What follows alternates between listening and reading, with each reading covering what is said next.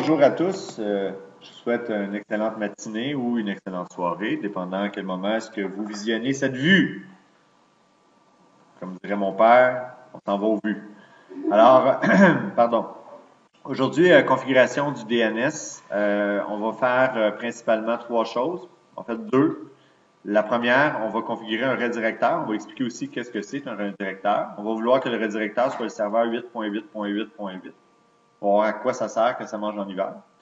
Ensuite de ça, on va configurer une zone de recherche inverse. On va voir aussi à quoi ça mange en hiver pour par la suite configurer nos pointeurs.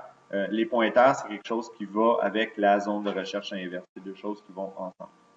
Alors, dans un premier temps, on peut regarder qu'est-ce que ça fait un redirecteur. On va se faire un petit plan pour un peu imager.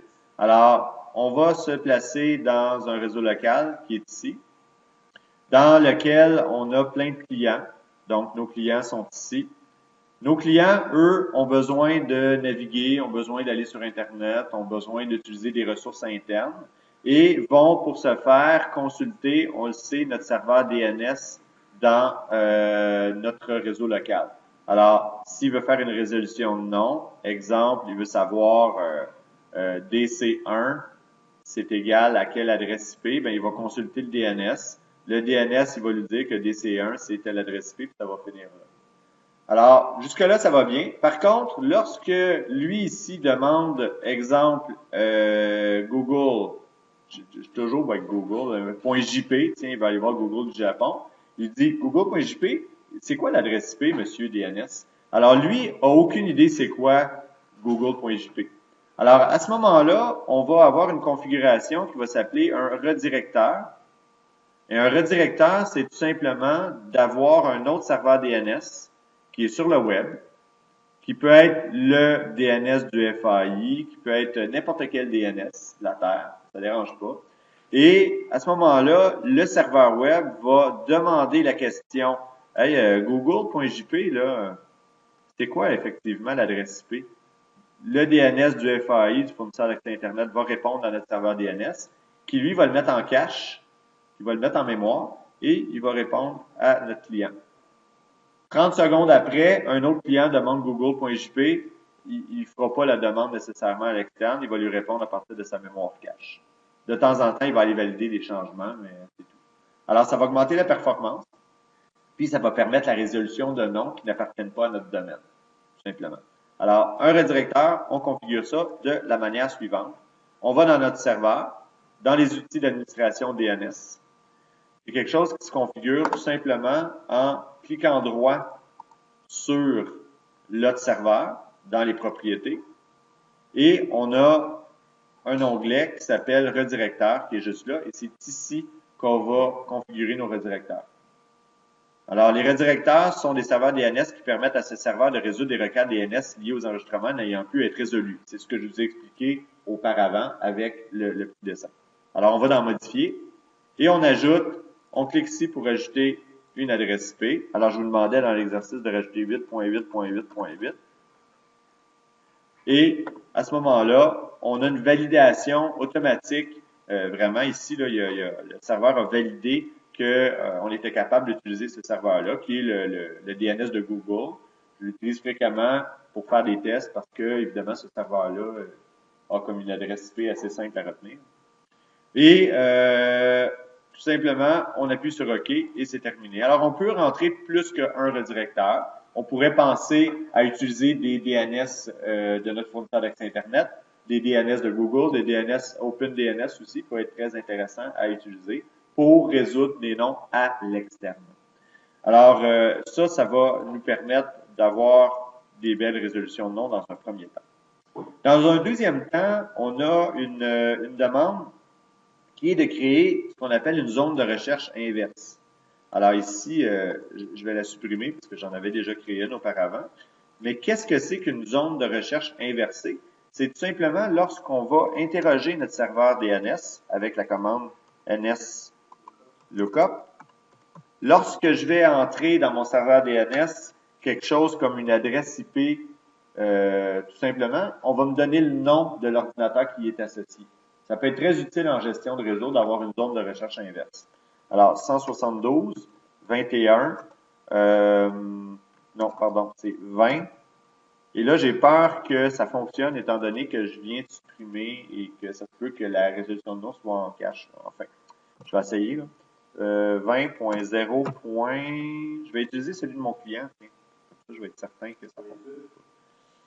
Je vais aller dans ma zone de recherche directe pour juste aller voir mon covector. C'est 1.3.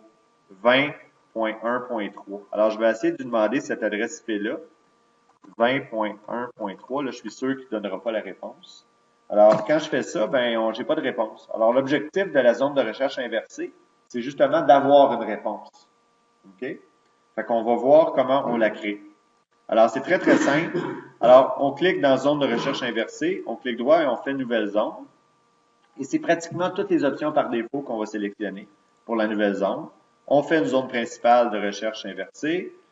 Réplication sur tous les serveurs DNS dans le domaine Springfield. Zone de recherche inversée de type IPv4. Et ici, on demande l'ID réseau.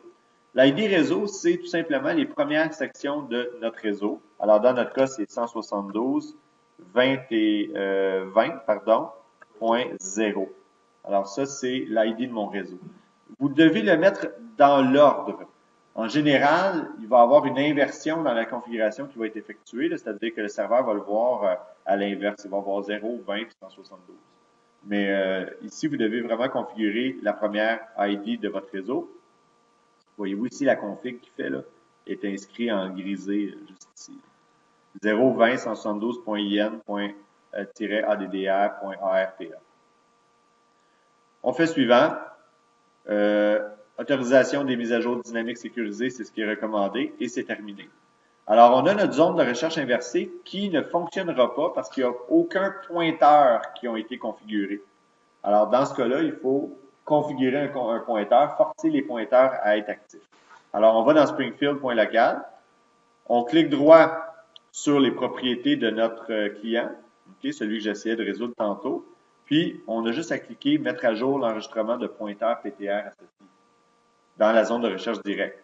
Et ça va créer l'entrée dans la zone de recherche inversée.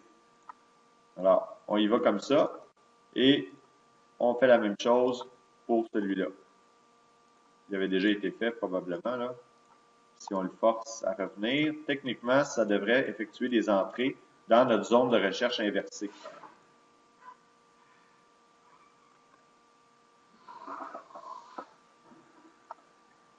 Alors, j'ai mon serveur qui a été entré. Alors, présentement, je ne sais pas pourquoi, mais j'ai eu un petit problème avec mon client. Je vais faire le test juste avec mon serveur, mais j'ai un pointeur pour mon serveur qui a été créé dans ma zone de recherche inversée.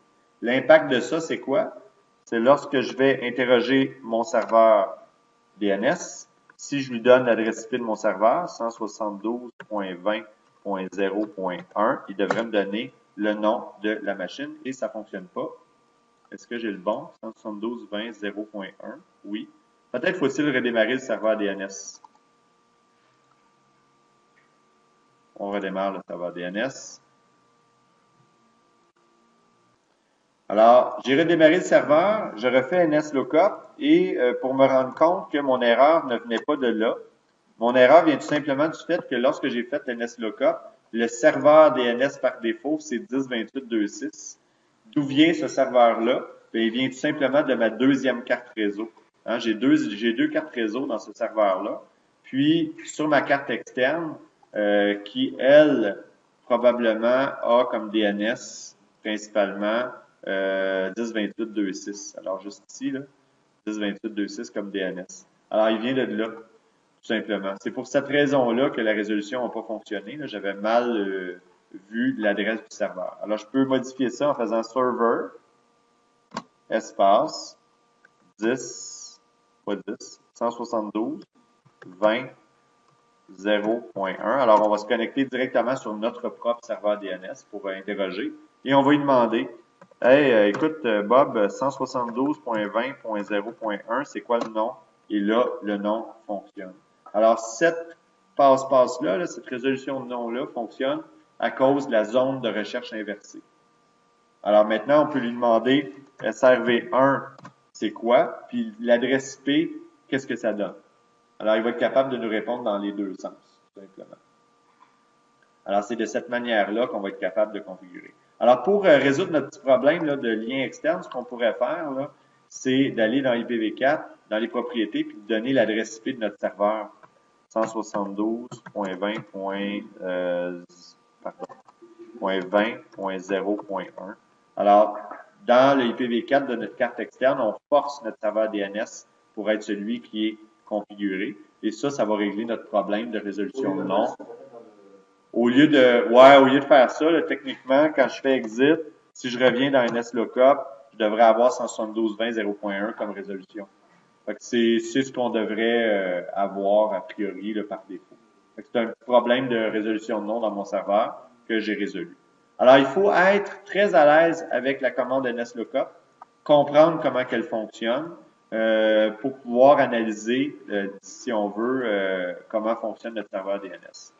Alors, on a vu comment créer une zone de recherche inversée et on a vu aussi comment créer les redirecteurs, comment configurer les redirecteurs ici qui vont être importants pour pouvoir résoudre d'autres noms. Évidemment, on sait qu'au niveau du DNS, on peut aussi ajouter des alias. Et comme exemple, je suis capable de mettre un alias patate si je veux appeler mon serveur srv1.springfield.local. Alors, si je veux appeler ce serveur-là avec le mot patate au lieu de son nom au long, ben, je peux le faire. Et puis, à ce moment-là, je vais être capable de faire tout simplement un ping de patate et ça devrait fonctionner. Donc, je suis capable de piquer n'importe quel serveur. Il faut être habile à effectuer ces alias-là aussi, de façon à configurer n'importe quel nom pour qu'on puisse rejoindre n'importe quel serveur dans notre domaine. Ça va nous permettre d'être beaucoup plus flexible sur la manière dont nos clients vont accéder à nos différentes ressources partagées.